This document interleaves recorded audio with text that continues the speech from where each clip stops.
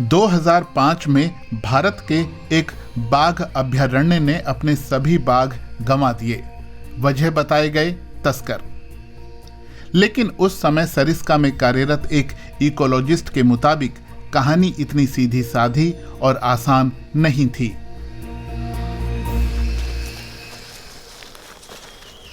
ये पेड़ एटलीस्ट 100 साल पुराना। उन्होंने सरिस्का पर एक अहम रिसर्च पेपर लिखा था जिसमें वहां की पारिस्थितिकी गिरावट दिखाई गई थी और बताया गया था कि बाघों की तस्करी समस्या का बस एक हिस्सा है। दरअसल खनन से और जलाऊ लकड़ी के कारोबार से उनकी बसाहट में कई बदलाव हुए थे। वो रिसर्चर थी गजाला शहाबुद्दीन। बाघों के संकट पर ही उन्होंने जीवन भर काम किया है। क्या प्रकृति के पास रहने वाले लोगों के बिना बाघ का संरक्षण सफल हो सकता है?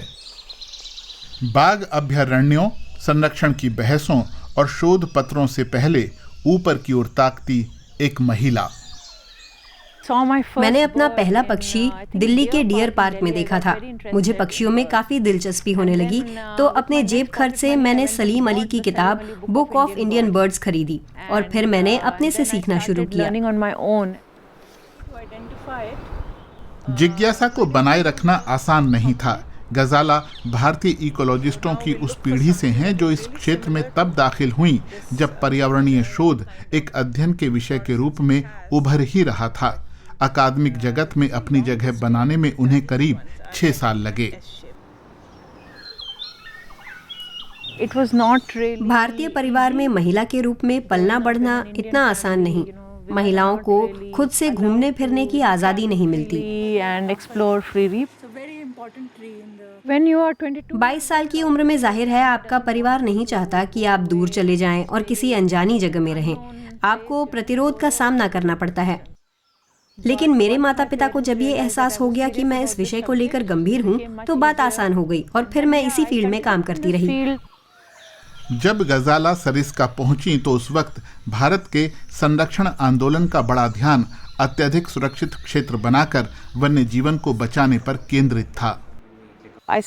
मैंने सरिस्का टाइगर रिजर्व में काम करना शुरू कर दिया और उसी दौरान वन्य जीव अभयारण्यों की वजह से गांवों के विस्थापन की ओर मेरा ध्यान गया। सरिस्का में वो पैटर्न उभर आया जो गजाला को बाद में बार बार दिखा। परिवेश किसी एक वजह से बमुश्किल ही बदलते हैं। स्थानीय समुदायों के साथ काम करते हुए उन्हें ऐसी कहानियां पता चली जो वैज्ञानिक रिकॉर्डों से अक्सर बाहर होती हैं। ऐसी ही एक कहानी उत्तराखंड के कुमाऊं में मिली। तो सबसे पहली बार जब मैं आई इस लैंडस्केप में, मैं लोगों से बातचीत कर रही थी तो एक ने कहा जो ये स्लोप पे पॉइंट करते हुए कि ये पूरा बांजोक का जंगल था 25 साल पहले और अभी देखिए इस पे पूरा पाइन आ गया है।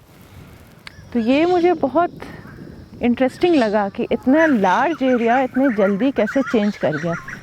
सरिस्का में भी उनके सामने यही सवाल था, सतह के नीचे क्या बदल रहा है और वो चीज़ कौन समझाएगा। जवाब की तलाश में गजाला ने विज्ञान और लोगों के अनुभव, संरक्षण नीति और सामुदायिक ज्ञान की मदद ली। उन्हें एहसास हुआ कि शोध पत्र प्रकाशित करना ही काफ़ी नहीं है।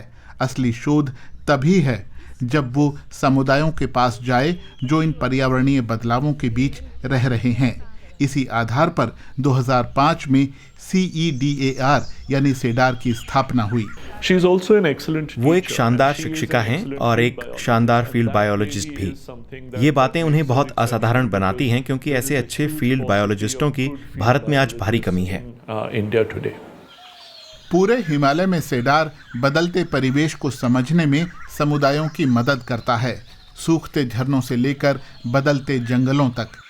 उसका लक्ष्य सिर्फ डेटा कलेक्शन नहीं बल्कि लोगों को इन बदलावों को समझने और उनके अनुकूल ढलने के साधन देकर उनकी मदद करना है और उन्हें ये जिम्मेदारी देना है जिससे वो संरक्षण की कोशिशों में अपने ज्ञान का योगदान दे सकें। तो हमने जो भी हमने आसपास बर्ड्स देखी, हमने उसका ई बर्ड में चेकलिस्ट बनाया और उनको ई बर्ड में जोड़ा। और इसका सबसे बड़ा फ़ायदा ये है कि अब जब हम इसको कलेक्ट कर रहे हैं तो ये पूरे विश्व भर में पता चल रहा है कि हिमालय के क्षेत्र में इतने अच्छे जंगल हैं और वहाँ पे इतना अच्छा बायोडाइवर्सिटी है। इस प्रोजेक्ट में ऐसा नहीं हो रहा है कि ज्ञान किसी विशेषज्ञ से समुदाय को मिले, बल्कि इसमें स्थानीय जानकारियां पर्यावरण सुरक्षा के काम आ रही हैं। इस जंगल के पक्षी वाकई मुझे बड़ी उम्मीद देते हैं। जंगल के छोटे से टुकड़े में भी पक्षी इतने सक्रिय हैं, वो इतने जुझारू हैं। पेड़ इतने सहनशील हैं कि वो इंसानों की मचाई इतनी तबाही के बावजूद खड़े रह सकते हैं। आप जानते हैं, इतने सब के बावजूद वो बचे हुए हैं। शायद यही वो बात है जिसने गजाला शहाबुद्दीन के काम को शुरू से ही कुछ अलग बनाया है। सरल कारणों को यूं ही ना मान लेने का नजरिया, और ये यकीन कि अगर हम जंगलों को, वन्य जीवन को, लोगों को और करीब जाकर देखें तो बहुत सी बातें पता चलेंगी।